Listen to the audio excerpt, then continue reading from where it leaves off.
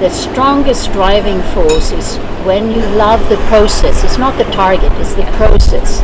And I think you have to love what you do in order to feel happy. If you have a chance to change, do it. Because you're not going to be happy just maintaining doing something that you dislike. Yeah. At least if you don't see the opportunities at that point,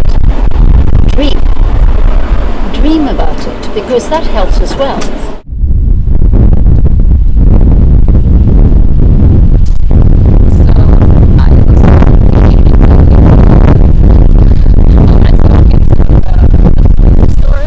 But then, which way? This way? Okay. Okay. I haven't met anyone whose IQ is so low that they can't understand logic. Everybody can understand logic. Everybody wants to get knowledge. They want to know, why am I like this? Mm-hmm. And that is very helpful to understand. Doing without understanding, I think it's something that will never work in the long run. You just eat because somebody tells you, but you don't know why you're doing it. If you want to eat healthy, what's wrong with that? If you want to exercise, well, what's wrong with that? Everybody regards this as being healthy. Yeah. This is a good lifestyle. But the problem is when you can't eat anything, that you're scared of eating certain food products, or you can't skip a training session because it makes you really worried, you get lots of anxiety. That is a problem. And I find that, so when it comes to news and stuff, with social media, like I'm a little scared what's going on because I mean, I feel like I'm getting addicted to it too. And it's like every morning I'm on there and I'm getting my news of like what to eat and what to do, how to dress through these random people who have no education, who like all the health advice from people. I mean, how much of that is like true? It's quite a lot that is not true. And if you have influencers, normally without any education, they are hired to write books, to write for different media channels, because they have a lot of followers. Right. And they can write anything. Yeah. And most of the time, when we meet people with Orthorexia Atheltica, they usually have a background from the fitness industry, personal trainers, or social media. Also sports. I'm a martial artist. And we used to eat in order to have a really good exercise and workout. Right. But today, people actually have to exercise in order to allow themselves to eat, because they feel that I don't deserve to eat unless I have exercise. Right. Somebody asked him, well, please tell me, how shall I do? I want to see my six-pack. And how would I do that? And he said, well, by destroying your life. You think about women, our fat percentage should be 10% higher. So a woman with, flat abs and visible six-pack is more dangerous than for a man. This is the scary area. Because this is free of lactose. And then, of course, you have gluten-free. And that's avoiding quite a lot of things. If you're not intolerant or allergic, why should you avoid it? So it's an easy way to say, I don't want to eat carbs. I'm scared of carbs. Right. So, oh, no sugar. Yeah. But then it's like, then it could still be like, oh, there's fat and stuff. So like, it's just so, it's the marketing of it. It's like, it doesn't mean necessarily like it's the healthiest choice. No, and not at all. That's so funny because for me, like before talking to you and everything, like I would be like, oh yeah, this is way healthier than like normal milk, which is not. Which is not true. Yeah. And also, there's one thing that is important. Is the calorie, and it's the net calorie. Okay, so what do you eat, and how much do you use, and what's left? That's pretty much it. It doesn't matter. I mean, if everything more or less becomes glucose in the end, and a molecule will not remember whether once upon a time I was broccoli or once upon a time I was a French fry, So it is just silly. Here, I love this. Yeah, let's go in this area. Superfood. What's so super about it? A lot of these sort of healthy food choices have been compared to the regular ones, and they couldn't actually find any more difference than that the healthy food choices, that means it's 3 times more expensive. So super expensive. Yeah. If a healthy person will make the food choices based on what do I feel like? Oh, this is a good taste, I would like to have that. But today, this is not the case. You have to look for, is it enough nutrition, what are the calorie contents, and so. You know, if you count calories all the time, you get obsessed. Yeah.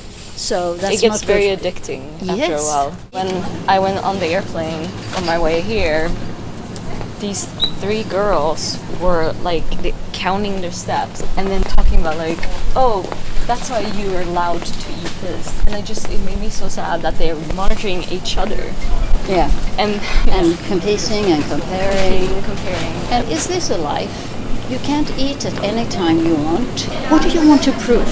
Yeah, what do I want to accomplish? And I've been trying to think about that for myself. Like, what is it that I truly want to achieve by it, or like have wanted to achieve by it?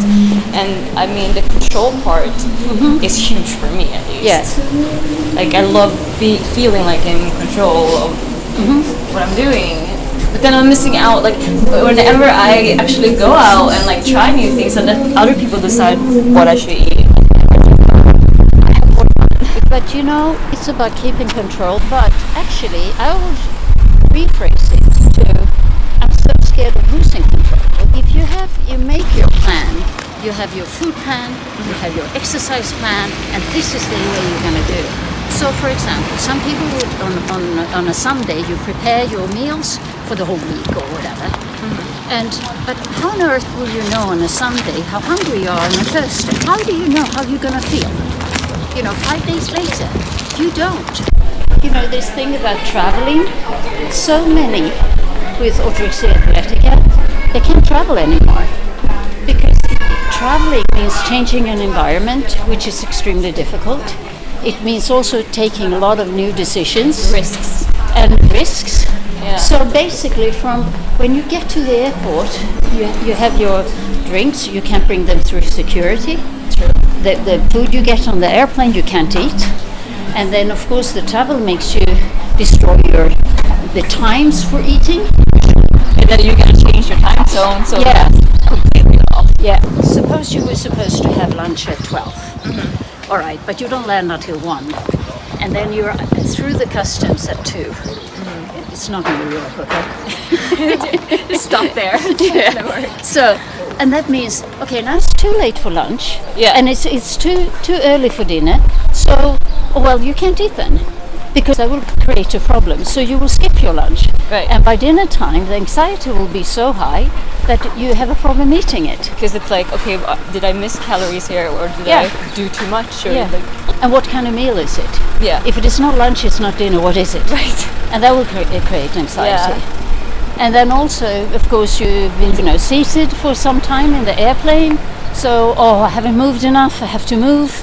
And you get to wherever you're supposed to live, in a hotel.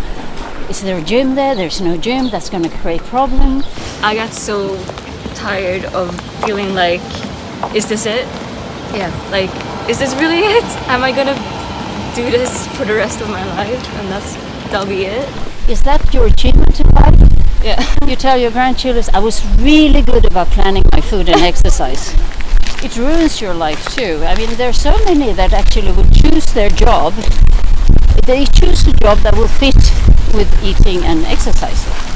And that's where I was so horrified, where I felt like I was quitting certain gigs or jobs because it got hard with the food, like knowing when to eat, and like, and at least now at work, like the freedom allows me to have the energy that I need to be at work, and if they ask me to stay late, it's not an issue anymore.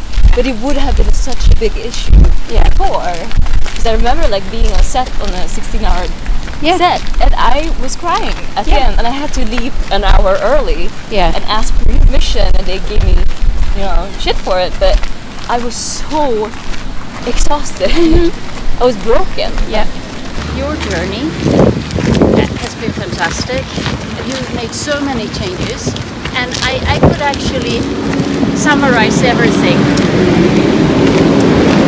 into one very important part of the character, and one thing that you really need for actually managing to get out of this. Courage. Nothing else. You don't need anything anything else but courage, because you need to take risks, because when you believe that eating certain things is going to make you ill or going to make you fat or it's going to do terrible things to you, you need courage in order to overcome that. One has to be nice to oneself, and we do that with our elite sportsmen and women. We look at them every day when we have exercise. We say, how are you today? And then we modify the workout. I thought we could go. Oh You yeah. sit outside. Oh, I love this place. Let's sit outside. Yeah. I worked with close combat in the military for some time, and this change of working with women for the sake of beauty, it was so far-fetched for me. I just couldn't cope with that. I thought that is weird, because I like to know the way people are, not what they look like. You know, I hear it very often. And people say, well, you know, I have to go out and run because it clears my mind. And I say, why? Because you have orthorexia, you shouldn't, you know, exercise that much. No, but I really need the fresh air. I need to get out. Okay, why don't you just go out and sit on a bench? And then it's like, no. So it's actually the running that is important. It's actually not the air. Something that you just said that I was like, 'cause it reminded me of the way, like, just being, if you're working just for your looks, or then you're just working for your looks, but it's not who you are as a person and all that, because it comes across. For me, that became a huge thing too, because if you don't feel good, people know that you don't feel good. Like, because you come out, your energy comes out. Because I am super sensitive to other people, so if somebody in the office, for instance, is not feeling well, I know as soon as I walk in. I'm like, oh, something's wrong here. Yeah. So then that energy, if you're constantly, you know, being burdened by your illness and stuff, you're gonna show that. Of course. So it's like, how are you gonna attract any positive, any fun stuff to your life when all you're projecting is, you know, negative energy? That is very true. And so I feel like that too with like the people I've dated or people I've been with in my life, is the guys, it's like I attract the broken, negative guys because I project that. And I, like you said, because I'm fragile, and it's easy for boys who are not full to want to be with the fragile women, because they don't have to take responsibility and grow up and be a man. Jag tänkte på det när jag reste hit flygplan, så tänkte jag, shit, alla mina relationer med killar är att jag har liksom tagit hand om dem som en mamma. Så att jag har liksom haft så här behov av typ så här, städa upp efter dem, typ hjälpa dem med sina ekonomier, typ fixa, ringa om det är till de behöver, åka och hämta upp grejer, så här, alltså allting. Man söker bekräftelse och jobbar ju med också kvinnor som är utsatta i våldsamma relationer.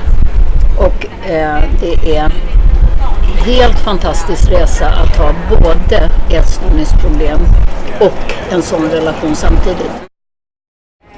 So, yeah, for me it's like, I don't want to date those guys anymore. I want to be with a man. Like, I want to be with somebody who's like confident. And, because I'm confident now, so it's like, it doesn't work. No, and then maybe prior, so maybe when you saw those, maybe you connected on a level where you had some insecurities. Of course. I could relax. So it's not like they're always coming to you. Like, you also choose which one had that connection. Exactly, because I felt like at least they're not going to judge me, because they have flaws. So we both have flaws. Yeah. So we can live in our flaws and just, you know, not take responsibility for, you know. When we come to think about what we do with our lives, and we are here for a purpose, I believe, so at least, and we leave a mark. I mean, everybody leaves a mark somehow. What do you feel like with your life when it comes to obviously helping people with going through what they're going through, but what kind of legacy, it's a big term, do you feel like you are leaving behind and you want to leave behind? I actually hate Orthorexia Atheltica. I hate it. I think that it's in the name of health, and people trying to be healthy by eating and being more physically active, healthy food choices, and it makes them ill, and that really upsets me. And it upsets me that we can't do better for people. Because if you can look gorgeous, but if you're depressed and you have anxiety, it's not a life anyway. You know?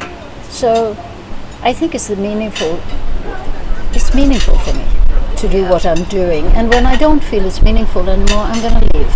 Because I've always been like that. I wouldn't leave without letting other people carry on. Because that wouldn't be nice for people who are in treatment. If I could make a change like I've done before with Orthorexia Atheltica, that I can get people to really understand that this is something we have to pay attention to, then I think that will be a legacy. If you want to make healthy food choices and you exercise, it's fine as long as you can take a rest when the body needs to or the mind needs to. I mean, I feel sorry for the chefs today because everyone is so much trouble. Oh, can I have this? But I would have this on the side, and can you add this? And I don't want that. I mean, God, you know, for a trained chef, that's so sad. They spent years learning how to make really good dishes. And all you think about is how many calories and is it enough of calcium or potassium or whatever. I mean, what for? You are failing actually looking what life is all about. It's so much more than eating and exercising. And I'm from elite sports. I love exercising. But I do it because I love it, not because I have to do it and I feel good afterwards. I think that's beautiful. The whole I want to do this until if I don't want to do this later, I'll do the other thing that I want to do with my life. You know, there is a theory in psychology, motivation psychology. It's called the self-determination theory. The strongest driving force is when you love the process. It's not the target, it's the process. And I think you have to love what you do in order to feel happy. I'm quite sure about Michael Phelps, he loves swimming. I don't think he says, well, you know, I swim because it's good for my health and I'm burning this amount of calories. He loves his sport. And that's why he can do it to the extent that he did. And, you know, the success comes along with it. And I think you have to love what you do in order to feel happy. If you have a chance to change, do it. Because you're not going to be happy just maintaining doing something that you dislike. At least if you don't see the opportunities at that point,